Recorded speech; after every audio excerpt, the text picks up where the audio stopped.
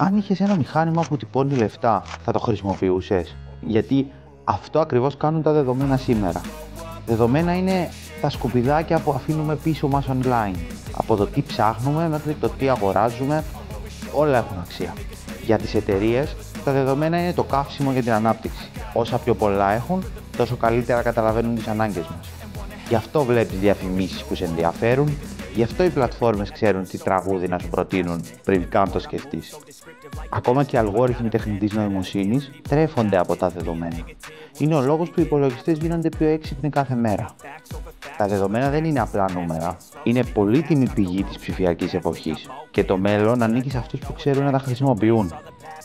Αν θέλουμε να δώσουμε έναν απλό ορισμό, τα δεδομένα είναι πληροφορίες για το πώς ζούμε, τι μας αρέσει και τι επιλέγουμε. Είναι η πρώτη ύλη που κάνει τον κόσμο μας έξυπνο και συνδεδεμένο.